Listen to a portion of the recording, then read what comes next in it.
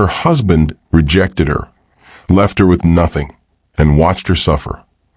Until a powerful millionaire walked into her life and changed everything. But when the past comes crashing back, she's forced to make a choice that could destroy her, or finally set her free. Before I begin the story, I'd like to say a quick prayer for you, my dear family. May your days be filled with peace, your heart with joy, and your steps guided by light. Amen. If you're happy to be here, drop a comment letting me know where you're watching from. And don't forget to like and subscribe so you never miss a story. Rain hammered against the tall glass windows of the Wright estate. Each drop streaking downward like tears Jennifer Wright could no longer hold back. Her trembling hands gripped the edge of the marble countertop as she stood in the kitchen, her reflection warped in the polished surface. Once, this house had been a place of warmth and laughter. Once, she had believed it symbolized a love strong enough to last a lifetime. Tonight, it felt like a cold, cavernous prison, and the man pacing the living room was the warden. Timothy Steve, her husband of 8 years, didn't even glance away as he loosened his tie, tossed it over the leather sofa, and reached for the glass of scotch waiting on the table. His tall frame still commanded attention, his dark hair perfectly in place despite the storm raging outside. But Jennifer no longer saw the charming man she had once fallen in love with. She saw the stranger who had slowly, cruelly pushed her out of his heart. Timothy, her voice cracked as she tried again. Can we at least talk about this? Please? He swirled the amber liquid in his glass, eyes fixed on the fire flickering in the hearth. Talk. His tone was dismissive, a sharp blade slicing through her hope. We've been talking for years, Jennifer. I'm tired of words. What else is there left to say? Her chest tightened. She stepped closer, desperate. There's us. There's what we built together. 8 years, Timothy. You can't just... I can, he cut in, turning finally to meet her gaze. His eyes were cold, flat, devoid of the tenderness she once knew. And I have. This, whatever we've been clinging to, it's over. The word struck like a slap. Jennifer staggered back a step, her hand pressing against the counter for support. Her breaths came shallow, quick, like she was drowning. But I've stood by you, she whispered, voice trembling. Through everything. When your business collapsed, when people walked out on you, I was there. I believed in you. Doesn't that mean anything? Timothy laughed bitterly, a sound that chilled her more than the storm outside. Believed in me? You mean held me back? You've been a weight around my neck, Jennifer. Always clinging, always needing. He took a long sip of his drink, his words fueled by cruelty. You were convenient when I had nothing. But now, he smirked, that cruel twist of lips that made her stomach churn. Now I don't need you anymore. Her nails dug into her palm as she tried to hold herself together. Is there someone else? The question tore from her throat before she could stop it. Timothy didn't hesitate. He set his glass down with a deliberate clink and straightened his shoulders. Yes, and unlike you, she knows how to make me feel alive. The floor seemed to vanish beneath her. Jennifer's knees weakened, her vision blurred with hot tears. She wanted to scream, to rage, to throw something. But all she could do was stand frozen, her world crumbling piece by piece. He moved toward the staircase, already done with the conversation. The lawyers will send you the papers in the morning. I'll make sure you're taken care of. Don't make this uglier than it has to be. Taken care of? Jennifer's voice broke into a bitter laugh. You think money will fix this? Fix what you've done to me? To us? Timothy paused on the steps, looking down at her as if she were nothing more than a nuisance. Money fixes everything, Jennifer. You'll learn that eventually. With that, he disappeared upstairs, leaving her in the silence of the storm and the slow, suffocating realization that the man she had loved was truly gone. Jennifer's body trembled as she sank to the cold floor, her arms wrapping around herself.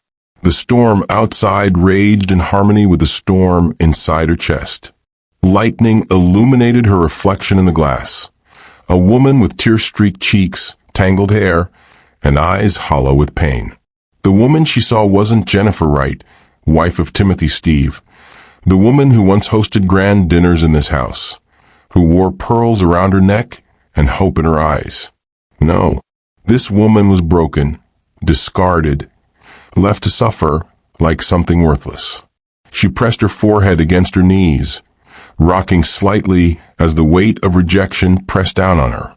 "God, why me?" she whispered, her voice swallowed by the thunder. Morning light crept reluctantly through the curtains, but it brought no comfort. Jennifer had barely slept. Her body ached from crying, her mind replaying Timothy's words in cruel repetition. By noon, the house was silent except for the sound of her dragging suitcase down the stairs. He hadn't spoken to her again, hadn't even checked to see if she was still there. The papers had already arrived, cold, clinical, signed. A life dismantled in black and white. She paused at the doorway, her eyes roaming the house one last time. The photos on the walls mocked her, smiling faces frozen in happier times, moments that now felt like lies. With a trembling hand, she pulled the door open and stepped into the world alone. The city was alive around her, horns honking, people rushing past, skyscrapers piercing the gray sky. Jennifer, dragging her suitcase along the cracked sidewalk, felt like a ghost drifting through it all. She had nowhere to go, no family nearby, no friends who hadn't slowly disappeared as Timothy's influence grew and hers diminished. Every hotel she called required a card she no longer had access to. Every option reminded her of just how much control Timothy had taken from her. By dusk, she found herself in a rundown motel on the edge of town, the neon sign flickering weakly. The smell of mildew filled the narrow hallway as she unlocked the door to her room. The walls were cracked, the carpet stained, but it was a place to rest her head. Jennifer dropped her suitcase by the bed and collapsed, curling into herself. For the first time in years, she was truly alone. Meanwhile, across the city, high above in a penthouse that overlooked the skyline, Jake Stone poured himself a glass of water after his late workout. Tall, broad-shouldered, with piercing gray eyes that rarely softened, Jake was the kind of man people noticed the moment he walked into a room. He had built an empire from nothing. Real estate, investments, a portfolio that made him one of the most powerful millionaires in the city. People respected him, feared him, envied him. But as he leaned against the window, looking down at the world below, there was an emptiness in his gaze. Wealth had bought him freedom, influence, power, but not peace, not love, not the quiet sense of belonging he once thought he'd find. His phone buzzed. A message from his business associate flashed across the screen. Another deal, another meeting, another victory to secure. Jake sighed, setting the phone aside. For years, he had told himself that was enough. Success, money, control. But tonight, as lightning cracked across the city skyline, Jake Stone couldn't shake the feeling that something was missing. Something or someone. And fate, with its cruel and beautiful timing, was already setting him on a collision course with Jennifer Wright. The motel mattress was thin, the springs poking her back through the faded floral sheets. Jennifer Wright lay awake staring at the ceiling, the hum of a broken air conditioner filling the silence. She had cried until no tears were left, and now there was only the dull ache of exhaustion. Every part of her body felt heavy, but her mind refused to quiet. Timothy's words replayed again and again. Asterisk, you were convenient when I had nothing. Now I don't need you anymore. Asterisk. She shut her eyes tight, as if darkness could block the sting of rejection. Convenient, as if she had been nothing more than a placeholder, a temporary solution until someone younger, prettier, more exciting came along. Jennifer turned on her side, hugging the pillow to her chest. She thought of the years she had poured into their marriage. Late nights spent waiting for him to come home. Dinners that went cold on the table.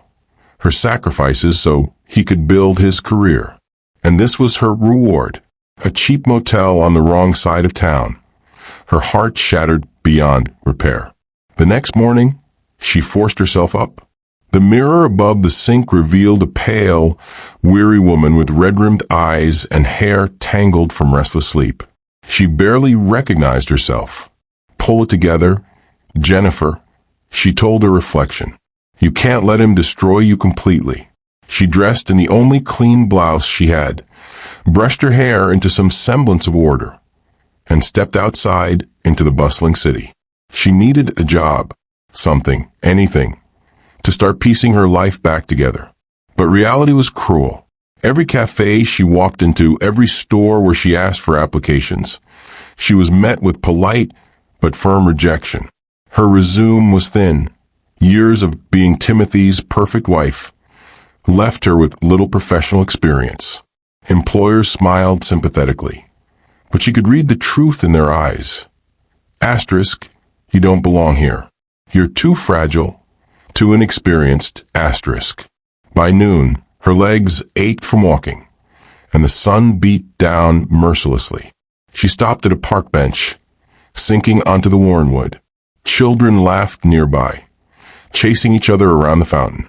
Their joy was a knife twisting in her chest, a reminder of the family she had dreamed of but never had. Timothy had always said, "Not yet, Jennifer. Kids will just hold me back." Her phone buzzed. For a fleeting second, her heart leapt. Asterisk, maybe he changed his mind. Asterisk, but when she looked, it was a message from an unknown number. Law offices of Hunter and Cole Asterisk, please be advised your presence is required at 2 p.m. to finalize divorce proceedings. Her hands shook as she read it. So soon, so brutally final. Jennifer dropped the phone back into her bag and pressed her face into her hands. She had no money for lawyers, no strength for courtrooms. Timothy's wealth and power would crush her like an insect. By evening, gray clouds gathered again, threatening rain. Jennifer had no umbrella, but she kept walking, wandering aimlessly through the city streets. Neon lights flickered on one by one as the sky darkened. It was on a quiet side street in front of a high-end restaurant that her life shifted. Jennifer had paused to catch her breath when the restaurant doors burst open. A tall man in a dark tailored suit stepped out, his sharp profile illuminated by the glow of street lamps. His presence was commanding, the kind that drew eyes without effort. Jake Stone. She didn't know his name yet, but she felt the weight of his aura instantly. People passing on the sidewalk glanced at him with recognition, some with envy, others with curiosity.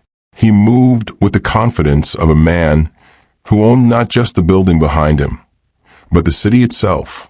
He was on the phone, his deep voice carrying over the rain-scented air. I said no, Marcus. If the deal doesn't meet my standards, I walk. That's final. Jennifer lowered her gaze, not wanting to stare. Men like him didn't exist in her world. Not anymore. But as she stepped forward to continue down the street, her heel caught in a crack of the sidewalk. She stumbled. Her bag slipped from her shoulder, spilling its contents. Wallet, phone, the crumpled letter from the lawyer, onto the wet pavement.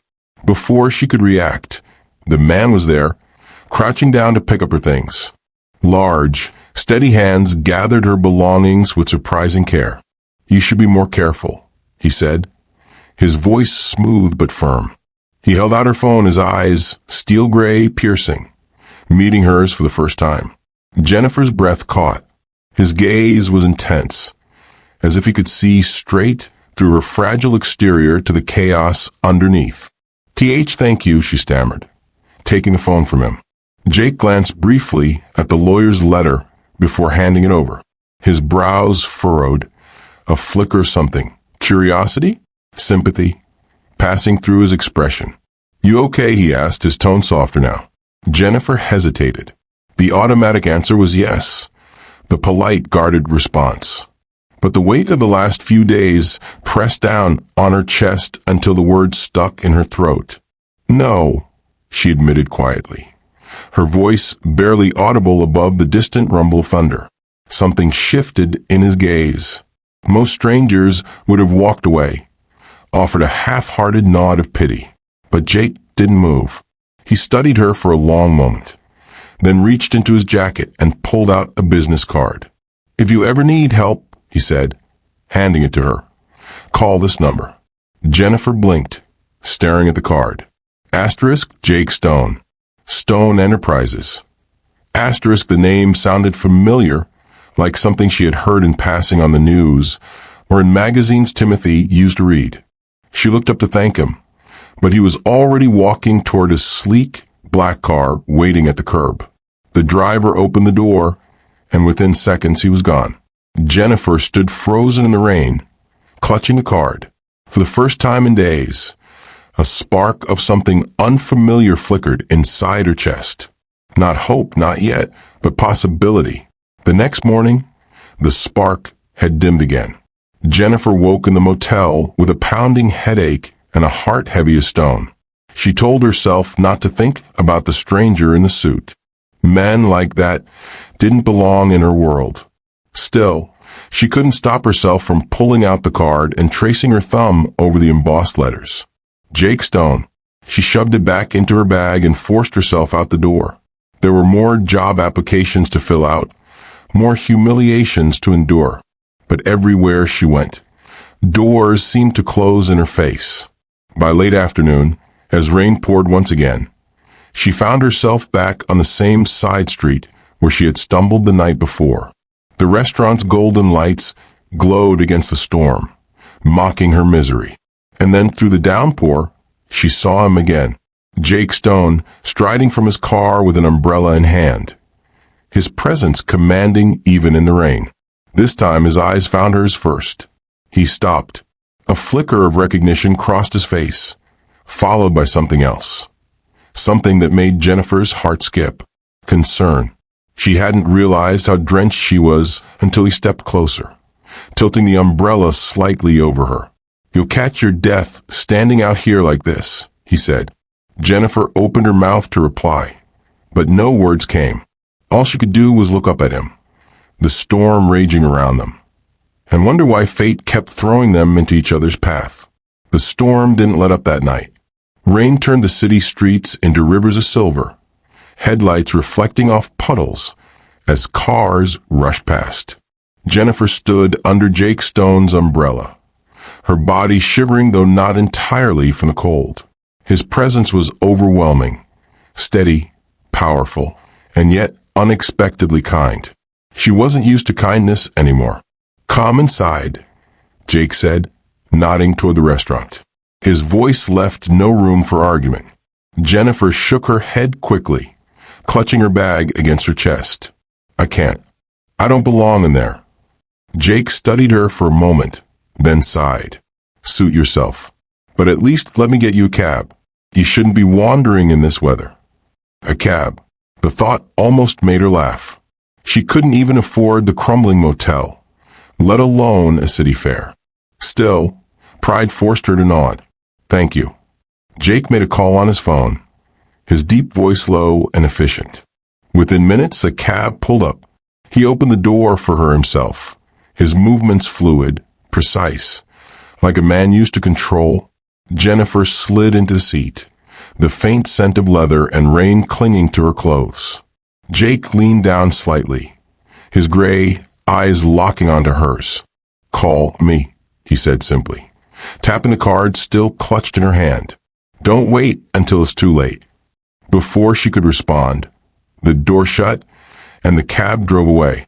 She watched him through the window until the city swallowed him in shadows. The next few days blurred together. Jennifer returned to the same cycle. Rejections, endless walking, the suffocating loneliness of the motel room.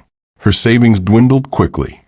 The little Timothy had left her already eaten by rent and food.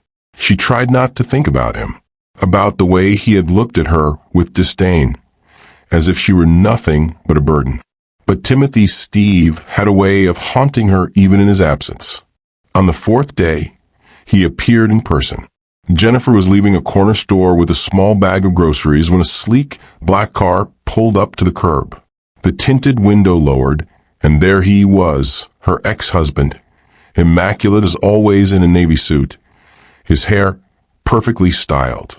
"Jennifer," he called, his lips curving into a smile that didn't reach his eyes. "Get in. We need to talk." Her body froze. The sound of his voice sent a chill down her spine. Memories of countless nights filled with cold words and sharper silences rushing back. "I have nothing to say to you," she managed, clutching the grocery bag tighter. Timothy stepped out of the car, ignoring the stares of passers-by.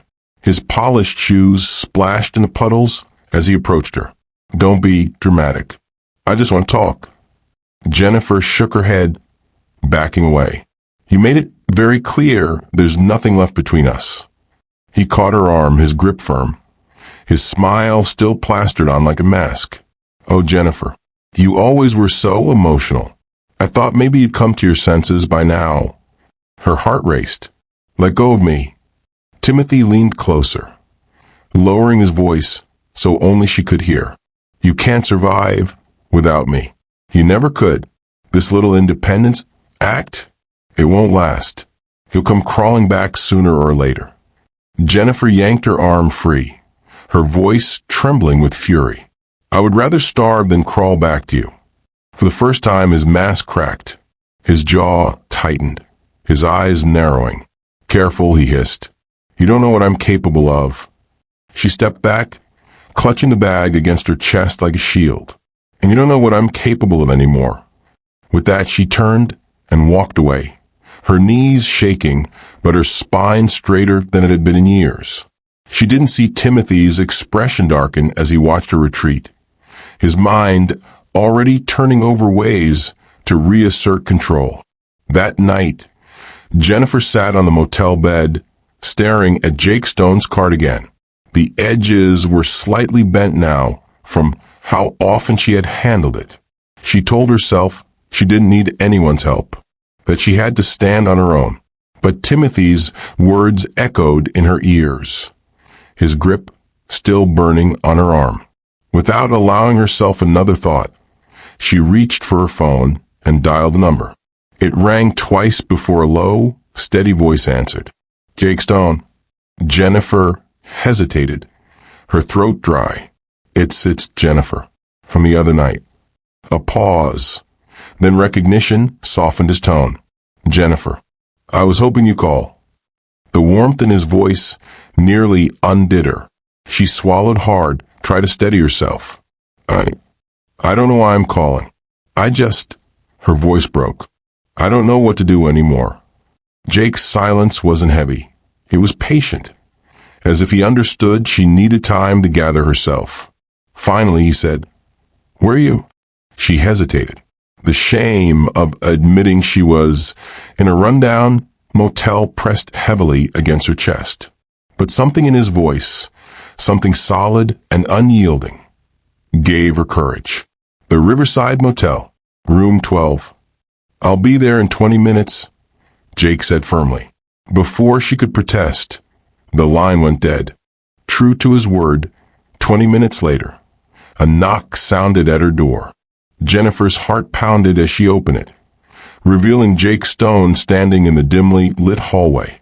His suit jacket was gone, replaced by a simple black shirt that somehow made him look even more formidable.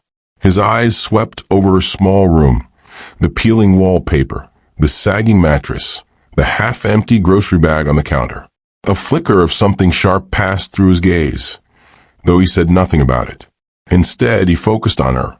"Tell me everything." And for the first time in years, Jennifer did.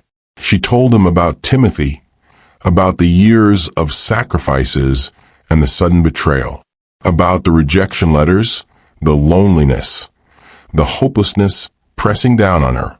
Her voice trembled, her hands twisted together, but she didn't stop. Jake listened without interruption, his gaze steady, his jaw tight. When she finally finished, tears slipping silently down her cheeks, he stepped closer. "You don't deserve this," he said quietly but firmly. "Not any of it." Jennifer shook her head, her voice raw. "But what choice do I have? He has all the money, all the power. I have nothing." Jake's eyes narrowed, steel hardening in them. "You have more than you think. And as of now, you're not alone anymore." Her breath caught. The conviction in his voice sent a shiver down her spine. "But why?" she whispered. "Why would you help me? You don't even know me." Jake held her gaze, unflinching. "Because I see strength in you, Jennifer. Strength he tried to crush. And because I don't walk away when someone's drowning in front of me." For the first time in days, warmth flickered in her chest. A fragile flame, but a flame nonetheless. She nodded slowly, her lips trembling into the faintest of smiles. And though she didn't know it yet, this moment, this fragile, storm-soaked night in a cheap motel, was the beginning of something that would change her life forever. Jennifer had never had anyone look at her the way Jake Stone did. His eyes didn't pity her, and they didn't dismiss her pain. They acknowledged it, respected it, and then cut through it like steel. For hours that night, they sat at the small table in her motel room. The rain pattered against the window, but Jennifer hardly noticed. For the first time since her world had collapsed, she wasn't completely alone. Jake asked questions. Real ones, not just polite curiosities. What were your dreams before Timothy? What made you feel alive? What do you want now? Jennifer struggled with the answers. Dreams? She had given them up long ago to fit Timothy's mold of the perfect wife. She had once loved painting, had once imagined opening a small studio where children could learn art. But Timothy had laughed when she mentioned it. Asterisk hobbies don't pay bills, Jennifer. Stop wasting time. Asterisk. She told Jake this, her voice low with shame. His reaction was immediate. His jaw clenched, his eyes flashed. He didn't just take your money, Jennifer. He stole your voice. That's worse. She blinked at him, stunned. No one had ever said it like that before. Jake leaned forward, his voice firm but gentle. You're not broken. You're buried. There's a difference, and buried things can grow again. Something inside her cracked open at those words, and before she knew it, she was crying, messy, unrestrained sobs that shook her shoulders. Jake didn't move closer, didn't crowd her. He just sat there, steady as a rock, until the storm inside her passed. When she finally looked up, his gaze was calm, unwavering. You're stronger than you think, but you need to stop trying to survive in places that are killing you. Jennifer nodded slowly, the truth of his words sinking deep. The following morning, she found herself standing outside a sleek glass building downtown, Jake beside her. Stone Enterprises. She swallowed hard, staring at the revolving doors. I don't belong here. Jake looked down at her, one corner of his mouth lifting slightly. Jennifer, you belong anywhere you choose to stand. Her heart fluttered at the certainty in his voice. Inside, the lobby gleamed with marble floors and towering columns. People in sharp suits moved with purpose, and Jennifer suddenly felt very small in her second-hand blouse. But Jake's hand at the small of her back steadied her. This way, he said, guiding her toward a private elevator. On the top floor, his office was exactly what she expected. Expansive windows overlooking the city, modern furniture. Walls lined with books and awards. Yet despite its power, the space felt warm, controlled but not cold. Jake gestured toward the chair across from his desk. Sit. Jennifer did, clasping her hands together nervously. Why am I here? He leaned back in his chair, studying her. Because you need a job, and because I trust my instincts. Her eyes widened. You're offering me? A chance, Jake said simply. Not charity. You'll work. You'll earn. But you'll do it in a place where no one tries to make you smaller than you are. Jennifer's throat tightened. But I don't have the experience. Experience can be taught. Character can't. And you've already proven you have that. Tears burned at her eyes again, but she blinked them back. I don't know how to thank you. Start by believing you deserve it, Jake said softly. For the first time in weeks, Jennifer felt a glimmer of hope. She started working at Stone Enterprises the very next day, assisting in the communications department. It was overwhelming at first, the fast pace, the polished professionals around her, but she threw herself into it, determined not to waste the opportunity Jake had given her. He didn't hover, but she often caught him watching from a distance, his sharp gaze lingering on her with something she couldn't quite name. Respect, yes, but something deeper too. And for the first time in her adult life, Jennifer felt seen. But Timothy Steve wasn't finished with her. One evening, as Jennifer left the office, she spotted him leaning casually against his car parked across the street. He straightened when he saw her, his smile sharp and cold. You look different, he said, his eyes sweeping over her. What is it? New makeup? New confidence? His smile widened cruelly. Or is it that new boss of yours? Jennifer stiffened. Leave me alone, Timothy. He chuckled darkly. Oh, Jennifer, do you really think a man like Jake Stone is interested in you? You're nothing but a charity case to him, a project. And when he's done, you'll be right back where you started, alone. Her stomach twisted, but she forced her chin up. Maybe. But at least I'll never be chained to you again. For a brief moment, rage flickered across his features. His voice dropped, low and venomous. You'll regret crossing me, Jennifer. You always do. She turned and walked away, her heart pounding, her legs trembling. But she didn't look back. Later that night, when she told Jake about the encounter, his expression darkened, a storm gathering in his eyes. He touched you? No, she said quickly. Not this time. But he threatened me. Jake's jaw tightened, his fists curling on the desk. He won't touch you. Not while I'm here. Jennifer shook her head. I don't want to drag you into my mess. Jake leaned forward, his voice hard, unyielding. Listen to me, Jennifer. You're not a mess. He is. And if he tries anything again, he'll answer to me. The conviction in his tone left no room for doubt. For the first time, Jennifer believed Timothy might not be the one holding all the power anymore. That night, as she lay in her small apartment bed, the motel lawn behind her, Jennifer felt something stir deep inside. It wasn't just gratitude. It wasn't just relief. It was the beginning of strength. And Timothy Steve, no matter how powerful he thought he was, would soon learn that Jennifer Wright was no longer the woman he had left to suffer. Jennifer settled into her new role at Stone Enterprises faster than she thought possible. Each day she gained a little more confidence, answering calls, drafting reports, assisting with presentations. It was ordinary work compared to Jake's high-level deals, but it made her feel useful, needed, alive, and every so often, she would catch him watching her from across the office. His expression was unreadable, part curiosity, part intensity. But whenever their eyes met, a spark flickered through her chest. She told herself not to think about it. Jake Stone was a billionaire, a man whose world revolved around power, wealth, and endless demands. He wasn't for someone like her, but the way his gaze lingered, the way his voice softened when he spoke her name, it planted seeds she couldn't ignore. Timothy, however, refused to fade quietly from her life. It started with phone calls at odd hours. She'd answer, only to hear silence on the other end before the line went dead. Then came the flowers, bouquets left on her doorstep with no note, the sickly sweet smell making her stomach twist. One morning, she found her car tires slashed.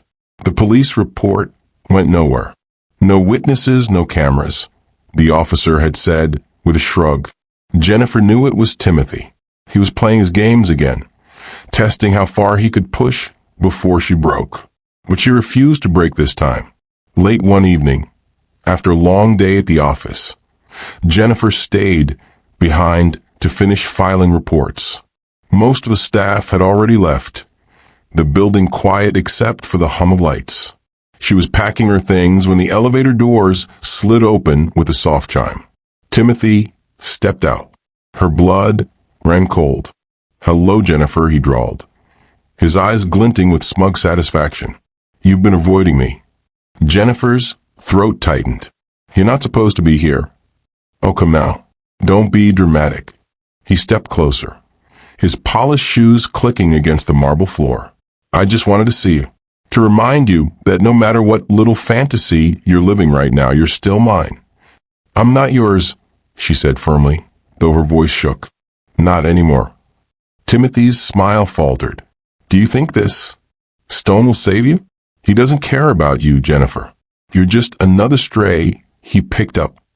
Her pulse hammered, but she lifted her chin. "Even if that were true, it's still better than being with you." His hand shot out, grabbing her wrist with bruising force. Jennifer gasped, struggling to pull away. And then suddenly he was gone. Jake Stone's hand was fisted in Timothy's collar, slamming him against the wall with a force that echoed through the empty office. "If you ever touch her again," Jake growled, his voice low and dangerous, "you'll regret it." Timothy choked out a laugh, though fear flickered in his eyes. Ah, the knight in shining armor. How cliché. Jake's grip tightened. "You have no idea who you're dealing with." For a tense moment, the two men stared at each other, one fueled by arrogance, the other by unshakable fury. Then Jake released him, letting him stumble back, his suit wrinkled, his pride wounded. Timothy straightened, smoothing his collar. "This isn't over," he spat, his eyes darting to Jennifer. "She'll come crawling back. She always does." "Get out," Jake ordered, his tone like steel. Timothy smirked, but he obeyed, disappearing into the elevator. The silence that followed was deafening.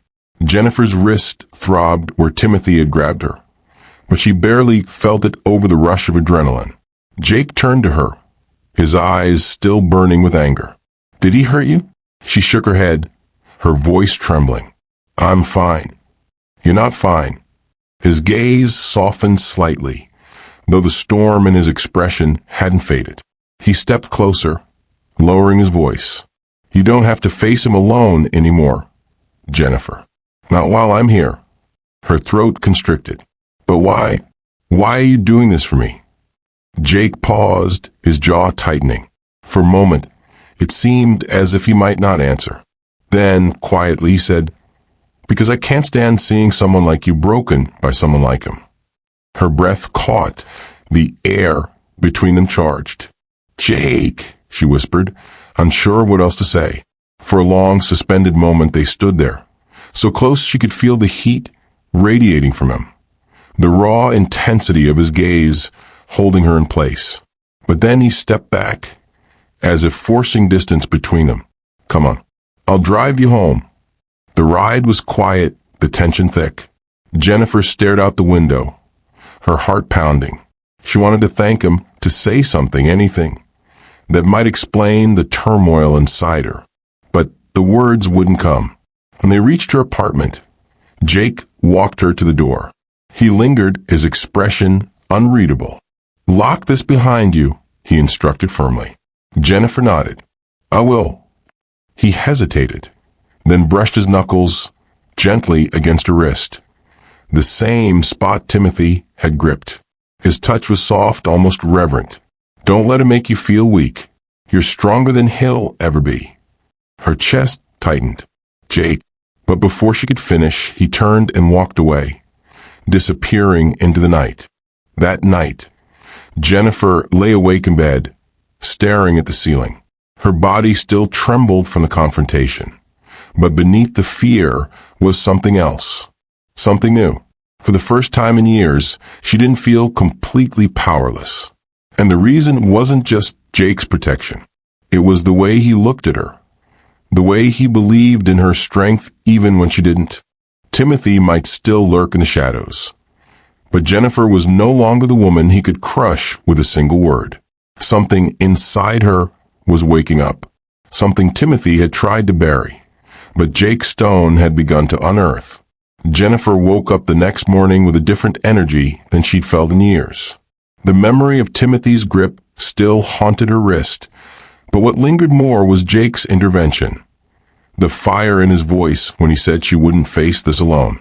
For so long, she had carried her battles in silence, convinced no one would ever stand with her. Now, for the first time, she wasn't sure that was true. At work, she threw herself into her tasks with new determination. She arrived early, stayed late, asked questions, and took notes. Her department head noticed, commending her for her work ethic. And though Jennifer still felt like she was catching up to the polished professionals around her, each small success built her confidence. But more than once during the day, she felt Jake's gaze on her, sometimes from across the office, sometimes from the glass walls of his corner suite. And each time their eyes met, her stomach fluttered in ways she tried hard to ignore. One afternoon, Jake called her into his office. "You've been here 3 weeks now," he said, gesturing for her to sit. "Tell me, how does it feel?" Jennifer smiled faintly, like stepping into a world I don't belong in. Jake arched a brow. "Don't belong?" "Jennifer, you've done more in 3 weeks than some people do in 3 months. You belong here because you've earned it." Her throat tightened. "Thank you. I didn't think I'd ever hear words like that again." "Then you've been listening to the wrong people," Jake replied, his tone firm. For a moment, their eyes locked, the air charged with something unspoken. Jennifer quickly looked down at her notebook, her cheeks warm. "Was there something specific you wanted me to do?" she asked, desperate to redirect the moment. Jake leaned back in his chair, studying her. "Yes, I want you to shadow me on an upcoming deal." Her head snapped up. "Me? But I'm not qualified." "You're observing. You think before you speak, and you don't flinch in the face of pressure." He leaned forward, his voice lowering slightly. "That's exactly the kind of person I want in the room." Jennifer's pulse quickened. "I'll do my best." "I know you will," Jake said softly. Meanwhile, Timothy's world was unraveling. He had gambled heavily after leaving Jennifer, convinced that a new woman and fresh business deals would keep his ego inflated. Instead, his investments collapsed, his debts mounted, and the new woman had left as quickly as she came. He blamed Jennifer for everything. In his mind, she had poisoned his luck, abandoned him when he needed her most. And now, seeing her rise under Jake Stone's wing, his jealousy curdled into rage. One evening, he sat in his car outside Jennifer's building, watching as the lights in her apartment flicked on. His grip on the steering wheel tightened until his knuckles turned white. "She thinks she's safe," he muttered. "She thinks he can protect her." His lips twisted into a bitter smile. "We'll see about that." The next week, Jennifer accompanied Jake to a high-stakes negotiation downtown. She was nervous, her palms damp as she smoothed her skirt. But Jake's steady presence beside her gave her courage. The boardroom was filled with sharp-suited men who underestimated her the moment she walked in. But Jennifer didn't let it rattle her. She listened carefully, took notes, and whispered quiet observations to Jake between sessions. To her surprise, he listened. Truly listened. And when he incorporated one of her insights into his counteroffer, securing a deal worth millions, he gave her the faintest smile of approval. Later in the car, he said, "You have instincts, Jennifer. Don't doubt them." Her chest swelled with pride. "I just notice things." "Noticing things is half a strategy," Jake replied. "The other half is courage. And you had both today." Jennifer turned to the window, hiding the tears stinging her eyes. Not because of Timothy's cruelty, not because of fear, but because, for the first time, someone saw her worth. That night, as she unlocked her apartment door, a chill swept over her. The lights were already on. Her stomach dropped. She knew she had turned them off that morning. Slowly she stepped inside. The air felt different, tainted. And then she saw it. A single red rose lay on her kitchen counter. Beside it, a note scrawled in Timothy's unmistakable handwriting. Asterisk, you can't hide from me, Jennifer. Not with him. Not ever. Asterisk. Her hands shook as she crumpled the note. Fear clawed at her chest, but beneath it, anger burned hotter. Timothy wanted her to feel powerless again, but she wasn't the same woman he had discarded. Without hesitating, she picked up her phone and called Jake. He answered on the first ring. Jennifer? Her voice trembled. He was here. Timothy. He left a note. A pause. Then Jake's voice low and dangerous. I'm on my way. When he arrived minutes later, his expression was like a storm barely contained. He scanned the apartment, jaw tight, fists clenched. Where's the note? Jennifer handed it to him. He read it once, then tore it in half. He's escalating. She hugged her arms around herself. What if he doesn't stop, Jake? What if he? Jake stepped closer, his eyes locking with hers. He won't touch you. Not while I'm breathing. The intensity in his voice sent a shiver down her spine. Not of fear, but of something far more dangerous. Something she had tried to suppress. Jake, she whispered, her voice breaking. He hesitated, his jaw tightening, as though he was fighting a battle with himself. Then, slowly, he reached out and brushed a tear from her cheek. You're safe with me, he said quietly. For a long, suspended moment, the world outside ceased to exist. The fear, the shadows, Timothy's threats, none of it mattered. All that mattered was the steady strength in Jake's touch and the unspoken promise in his eyes. And for the first time in years, Jennifer let herself believe it. Jennifer barely slept that night, not because of fear, though Timothy's note still haunted her mind, but because of Jake, his words, his touch, the way he had looked at her as though she wasn't broken, as though she was worth protecting. It replayed in her thoughts until dawn. For years, Timothy had made her believe she was weak, disposable, invisible. But Jake saw her, and worse, part of her wanted him to. At the office the next morning, she walked with a straighter spine. Timothy's shadows still loomed, but she refused to let them define her day. And Jake noticed. You're different today, he remarked during a meeting break, his voice low enough for only her to hear. Jennifer smiled faintly. Maybe I'm just tired of being afraid. His gaze softened, but beneath it was something fiercer, something that made her pulse quicken. That's the woman I see, he said. Her cheeks warmed, and she quickly returned her attention to the presentation slides. But his words lingered, echoing in her chest like a secret she wasn't ready to share. Over the next week, Jake invited her to shadow him on more meetings. She found herself learning quickly, not just about contracts and negotiations, but about herself. She was sharper than she'd given herself credit for, and when she offered quiet suggestions, Jake didn't just listen. He valued them.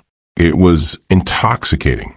Late one evening, after a long day of back-to-back meetings, Jake ordered dinner to the office. You've worked hard, he said, sliding a takeout container across his desk toward her. Jennifer laughed softly. You eat takeout? I thought billionaires only had private chefs. Jake smirked. I do, but sometimes greasy noodles at midnight taste better than caviar. The image of Jake Stone, billionaire mogul, eating lo mein out of a paper box made Jennifer laugh harder than she had in months. And the sound of her laughter seemed to catch him off guard. His eyes softened, his lips curving into a rare, genuine smile. For a moment, they weren't boss and employee. They weren't billionaire and broken woman.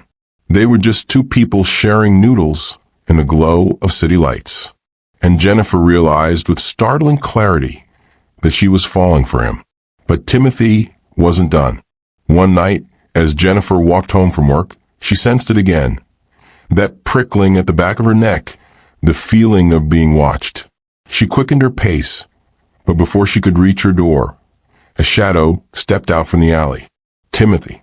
Jennifer, he said smoothly, as if they were old friends crossing paths. You've been avoiding me. Her stomach twisted. Leave me alone, Timothy. He stepped closer, his smile thin. You think Stone can protect you? He'll get bored. Men like him always do. And then you'll come crawling back to me. Her fear sparked into anger. For years she had swallowed his cruelty, his arrogance, his control. Not anymore. I will never crawl back to you, she said firmly, her voice steady. Not now. Not ever. Timothy's expression darkened. He grabbed her arm, but this time, Jennifer didn't freeze. Let go, she shouted, shoving him back with more force than she knew she had. He stumbled, shock flashing across his face. For a moment, Jennifer felt powerful, strong, but Timothy's eyes narrowed, his voice dropping to a venomous whisper. You'll regret that. Before she could respond, footsteps thundered down the street. Get away from her. Jake. He moved like a storm, stepping between them with lethal calm. Timothy sneered, but he backed away, muttering, This isn't over. Jake didn't move until Timothy disappeared into the night. Then he turned to Jennifer, his hands gentle on her shoulders. Are you hurt? She shook her head, breathless. No, I pushed him away. A flicker of pride lit Jake's eyes. Good. That's a strength I knew was in you. Jennifer's chest tightened, tears threatening. He won't stop, Jake. Jake's jaw hardened. Then neither will I. Back in her apartment, Jennifer paced restlessly while Jake checked every lock, every window. When he was satisfied, he turned to her. You can't stay here alone anymore. It's not safe. She swallowed. What are you saying? I'm saying you'll stay with me until this is over. Her breath caught. Jake, I can't. You can, he said firmly, his gaze unwavering. Jennifer, I won't risk him hurting you again. The conviction in his voice left no room for argument. And deep down, she didn't want to argue. Okay, she whispered. That night in Jake's penthouse, Jennifer stood by the massive window overlooking the glittering city. Everything about the place screamed power and wealth. Yet what struck her most was the silence. Jake joined her, offering a glass of water. It feels different, doesn't it? Being up here away from the noise. Jennifer nodded. It feels safe. For a moment, neither spoke. Then she glanced up at him, her voice trembling. Why are you doing this for me, Jake? You barely know me. His eyes darkened, his voice low. Because I see you, and because I can't stand the thought of him breaking you again. Her chest tightened, her heart pounding. Jake, the space between them seemed to shrink, the air charged. His gaze dropped briefly to her lips, and for a heartbeat, Jennifer thought he might kiss her. But he pulled back, turning away, as though forcing himself to maintain control. Get some rest. You'll need it. Jennifer exhaled shakily, torn between relief and disappointment. But one truth was undeniable. Something between them was changing. And no matter how much they tried to fight it, the fire was already burning. Meanwhile, Timothy's anger boiled over. He sat in a dark bar nursing a drink, replaying Jennifer's defiance and Jake's interference. Each memory fanned the flames of his rage. She thinks she can replace me, he muttered under his breath. She thinks he's better than me. He slammed his glass down, the liquid sloshing over the rim. No, he whispered, a sinister smile creeping across his face. She'll learn. They both will. And in that moment, Timothy crossed an invisible line in his mind. This was no longer about jealousy, no longer about pride. It was about revenge. Jennifer had never stayed in a place like Jake Stone's penthouse. Floor-to-ceiling windows revealed the endless glitter of the city. The skyline stretched like a tapestry of light. The silence was deep, broken only by the low hum of the building and the occasional distant wail of a siren below. Her small apartment suddenly felt like a cage compared to this. And yet she didn't feel out of place here, not because of the luxury, but because of the man who had opened the door for her, Jake. The first night was restless. Jennifer lay in the guest room, staring at the ceiling, her mind storm. Timothy's threats replayed in her head, but alongside them came flashes of Jake's voice. Steady, firm, protective. You're safe with me. The words wrapped around her like a shield. By morning, she decided she would no longer let Timothy dictate the rhythm of her days. She would not live like prey. Over coffee in Jake's sleek kitchen, Jennifer spoke first. I want to stop running from him, she said quietly. Jake, still in his pressed white shirt, looked at her over his mug, his brow furrowed. What do you mean? I can't keep waiting for him to show up. I have to take control again. I can't be the terrified woman he left behind. For a moment, Jake studied her in silence. Then a slow nod. That's the Jennifer I've been waiting to hear from. Her lips curved faintly. You've been waiting? Yes. His voice was low, certain. Because I've seen your strength, even when you couldn't. The weight of his gaze sent warmth spreading through her chest. At work, Jennifer carried herself differently. People noticed the way she walked straighter, the confidence in her tone. A few colleagues even began asking her opinion on things outside her scope, and to her surprise, she had answers. Jake noticed, too. During one particularly tense meeting, Jennifer leaned over and whispered an observation about a loophole in the contract. Jake paused mid-sentence, glanced at her, then shifted his entire pitch around her insight. The deal closed smoothly minutes later. Afterward, he leaned down, his lips near her ear. That was brilliant. Her pulse quickened. I just noticed. You notice what others miss. That's rare, Jake said, his voice hushed but intense. Jennifer tried to focus on gathering her notes, but her hands trembled slightly. Not from fear, but from the electric charge of his nearness. That night, back at the penthouse, they shared dinner. Simple pasta. Jake insisted on cooking himself. I didn't peg you for a man who knows his way around the kitchen, Jennifer teased. Jake smirked, sprinkling basil over the plates. When you live alone long enough, you either learn or starve. Something about his answer softened her. Behind the steel and power of Jake's tone was a man who carried his own loneliness. As they ate by the window, Jennifer found herself laughing more than she had in years. For the first time, her laughter didn't feel out of place. Jake's deep chuckle joined hers, filling the empty spaces of the penthouse like a bomb. And in the quiet moments when their laughter faded, their eyes lingered too long. But while Jennifer was finding her strength, Timothy was spiraling. His debts were mounting, collectors calling daily. He had lost his apartment and now stayed in a dingy motel on the edge of the city. The humiliation burned, but what consumed him more was the thought of Jennifer smiling in Jake Stone's world. In his mind, she belonged to him. One evening, he sat hunched over a cheap bottle of whiskey, his phone glowing with photographs he had taken of her from a distance, walking to work, entering Jake's car, laughing outside the building. His obsession deepened with every image. She thinks she's free, he muttered. She thinks he can save her. But she doesn't know me.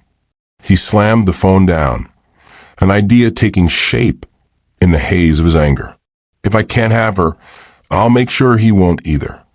The next day, Jennifer stayed late at the office, reviewing files Jake had asked her to prepare. When she finally returned to the penthouse, she found Jake in the gym, his shirt damp with sweat, his body taut with exertion.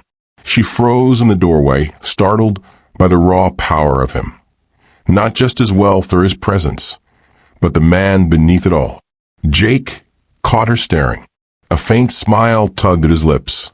Didn't think I'd still be working? Jennifer flushed. I didn't mean to interrupt. You're not interrupting. He grabbed a towel, wiping his forehead. In fact, I was about to call a night.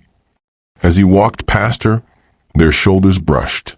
Heat coursed through her at the contact, and she knew he felt it too. The way he hesitated just slightly before moving on. Her chest tightened. She had promised herself she wouldn't fall for him, but her heart wasn't listening anymore. Later, as Jennifer stood by the window in her room, gazing out at the endless city lights, she whispered to herself, "I'm not afraid of you anymore, Timothy." And for the first time, she believed it. But across the city, Timothy was already setting his plan into motion. He had learned where Jake Stone's penthouse was. He knew Jennifer was staying there. And, in his twisted mind, the thought of them together was unbearable. His revenge wouldn't just be about reclaiming her. It would be about destroying Jake. The night was quiet in Jake's penthouse. Too quiet. Jennifer stood by the massive window, the city glittering beneath her like scattered diamonds. Normally, the view gave her comfort, proof she was high above the chaos of the streets. But tonight, unease prickled along her skin. Something was coming. She could feel it. Jake entered the room. His tie loosened. The sharpness of his workday softened. "You should try to sleep," he said gently. Jennifer turned, offering a tired smile. "I don't think my mind would let me." He studied her a moment, then crossed the room and handed her a glass of water. His fingers brushed hers, lingering just long enough to stir that electricity she could no longer ignore. "You don't have to carry this alone," Jake said quietly. Her throat tightened. "I've carried everything alone for so long, I don't know how to stop." "Then let me show you," he murmured. Hours later, long after Jennifer had gone to her guest room, Jake remained in his study, reviewing files. But his focus kept drifting back to her. The strength she was finding, the way her laughter had begun to return, and the way her presence filled the empty spaces of his life without him realizing it. He was still staring at the same line of text when his phone buzzed. A notification. Jake frowned, unlocking the screen. It was a photo. Jennifer, walking into his building, taken from the street below. His blood ran cold. Another photo followed. Her at the grocery store 2 days ago. Then another. Her laughing outside the office building. Her hair caught in the wind. The final message chilled him. Asterisk, she looks happy with you. Let's see how long that lasts. Asterisk. Timothy. Jake shot to his feet, heart pounding. In her room, Jennifer stirred as the door opened. Jake stood there, his expression hard as steel. "Pack a bag," he said. Her brow furrowed. "What? Why?" "He's watching you. He knows where you are." Jennifer's breath caught. For a moment, fear threatened to paralyze her again. But then Jake's presence steadied her. "What do we do?" she asked. Jake's jaw clenched. "We stop hiding." The next morning, Jake doubled his building's security. 2 guards stationed outside his door, cameras checked hourly. Jennifer tried to tell herself she was safe, but she couldn't shake the memory of Timothy's grip on her arm, his whisper, "You'll regret that." At work, she pushed herself harder, refusing to let fear silence her. Yet every time the elevator dinged or footsteps echoed behind her, her pulse spiked. Jake noticed. He always noticed. "Jennifer," he said one evening as they left the office, "come with me." Before she could protest, he guided her to his car. The drive was silent tense. When they arrived, she realized he'd brought her not back to the penthouse, but to a private estate outside the city, modern, sleek, yet surrounded by tall gates and thick trees. "My safe house," Jake explained. "No one knows about it. Not even most of my staff." Jennifer blinked. "Why would you have something like this?" His expression darkened. "When you live my life, enemies come with the territory." Her chest tightened. "And now I'm one of the reasons you need it." Jake's gaze softened. "No, you're the reason I'll fight harder to protect it." That night at the safe house, the tension between them became unbearable. Jennifer sat by the fire, the flames flickering across her face. Jake stood nearby, his hands shoved into his pockets as though trying to restrain himself. Finally, she broke the silence. "Jake, why are you doing all of this for me?" "Really?" He turned, his eyes locking on hers. Because I can't stand the thought of him breaking you again. Because you deserve more than suffering. Her throat tightened. And what if I'm too broken to save? Jake crossed the room in 2 strides, his voice fierce. You're not broken, Jennifer. You've survived hell, and you're still standing. That's strength, not weakness. Her breath trembled, tears brimming. Jake, before she could say more, his hand cupped her cheek, his touch both gentle and unyielding. Her heart pounded, every part of her screaming to close the distance. And when his lips finally met hers, it was like a dam breaking. Heat, desperation, relief. She clutched his shirt, pulling him closer, as though all the years of pain and silence poured out in that one kiss. Jake's arms wrapped around her strong and certain, as if he'd been waiting for this moment as long as she had. For the first time in years, Jennifer didn't feel invisible. She felt alive. But even in the safety of Jake's arms, shadows lingered. Because miles away, Timothy was watching. From the passenger seat of a battered sedan parked near the gates, he glared at the estate through binoculars, rage burning in his gut. She thinks she's safe, he muttered, his grip tightening on the steering wheel. She thinks he can protect her. A twisted smile crept across his face. We'll see about that. The safe house was quiet. Too quiet. Jennifer lay awake in the guest room, staring at the ceiling. Jake's kiss still lingered on her lips, his touch seared into her skin. But alongside the warmth came fear, a gnawing certainty that Timothy wasn't finished. She rose and walked to the window. The estate's gate stood tall, the trees swaying in the night wind. For a moment, she convinced herself she was imagining things. And then she saw it, a flicker of movement by the gate. Her heart lurched. Downstairs, Jake was already awake, poring over security feeds on his laptop. When Jennifer rushed in, breathless, he looked up sharply. Jake saw something at the gate. He was on his feet instantly, his expression hardening. Stay here. No, she insisted, fear and resolve battling in her chest. I won't hide anymore. For a moment, he hesitated. Then he nodded once, a silent acknowledgement of her strength.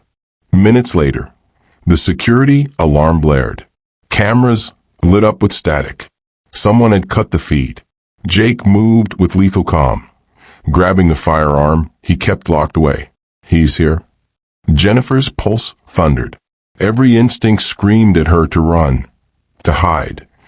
But she clenched her fists. She wouldn't be Timothy's victim anymore. The crash of breaking glass shattered the silence. Timothy. He stormed into the living room, his eyes wild, a knife glinting in his hand. Jennifer, he bellowed. You think you can replace me with him? Jennifer froze. But Jake stepped forward, shielding her. Put down, Timothy. Walk away before you regret this. Timothy sneered. Regret? She was mine, and you stole her from me. His gaze snapped to Jennifer, venomous. You think you're strong now? You're nothing without me. Jennifer's voice shook, but she forced the words out. I was nothing with you, Timothy. You broke me. You left me to suffer. But I survived, and I'll never let you hurt me again. Her words struck him like a blow. Rage twisted his features, and he lunged. The next moments blurred. Jake moved fast, intercepting Timothy's swing. The two men crashed into the table, with splintering under their weight. The knife clattered across the floor, spinning to a stop near Jennifer's feet. Jake and Timothy grappled, fists flying, the air thick with the sound of grunts and shattering glass. Jennifer's breath came in gasps as she stared at the knife. Her old self, the Jennifer who cowered, who froze, would have done nothing. But she wasn't that woman anymore. She dove, snatching the knife from the floor. Jennifer? Jake shouted, pinned beneath Timothy's weight. Timothy's hand closed around Jake's throat, squeezing, his face twisted with madness. She'll never be yours. Jennifer's scream tore through the room. Get off him. She raised the knife, her hands trembling, but her voice steady. "Timothy, if you don't stop, I swear I'll use this." For a moment, time froze. Timothy's wild eyes flicked to her. He laughed bitterly. "You don't have it in you." But when he saw the fire in her gaze, the strength he had tried so hard to crush, his laughter faltered. Because, for the first time, he realized she wasn't afraid of him anymore. Security stormed in seconds later, dragging Timothy off Jake and pinning him to the ground. He cursed and fought, but his strength was no match for the guards. Jennifer dropped the knife, her hands shaking violently. Jake staggered to his feet, his chest heaving. "You did it," he said hoarsely, pulling her into his arms. "You faced him." Tears spilled down her cheeks. "I was so scared, but you didn't let fear control you," Jake whispered fiercely. "That's the difference. That's the strength I've seen in you all along." She clung to him, sobbing into his chest as Timothy's shouts faded down the hall, carried away by the guards. For the first time, she felt the chains of her past shatter. The days that followed were a blur. Timothy was charged with trespassing, assault, and violating multiple restraining orders. This time, there would be no second chances, no escape. Jennifer testified with steady voice, her words sharp and clear. When it was over, she walked out of the courthouse with Jake's hand warm and solid in hers. She was free. Weeks later, Jennifer stood in Jake's office, sunlight spilling through the windows. But she wasn't there as his assistant anymore. Jake leaned against his desk, his dark eyes fixed on her. "Are you sure about this?" Jennifer smiled, her confidence glowing. "Yes, I want to start my own nonprofit. For women like me, women who think they're powerless, when really, they're stronger than they know." Pride softened his features. "That's incredible, Jennifer." She stepped closer, her heart racing. "I wouldn't have gotten here without you." Jake shook his head, his voice low and certain. "You did this yourself. I just reminded you of who you already were." Her throat tightened. "Still, I don't just want to thank you. I want to be with you." For a moment, silence stretched between them. Then Jake pulled her into his arms, his lips claiming hers with fierce certainty. This kiss wasn't desperate like the first. It was steady, grounded, full of promise. When they finally pulled apart, Jake rested his forehead against hers. Forever. Jennifer smiled through her tears. Forever. That night, as they stood together on the balcony of his penthouse, the city alive beneath them, Jennifer finally felt the weight of her past lift. She wasn't Timothy's victim. She wasn't the broken woman he left behind. She was Jennifer Wright, strong, free, loved, and in Jake Stone's arms, she knew she had found not just safety, but a new beginning.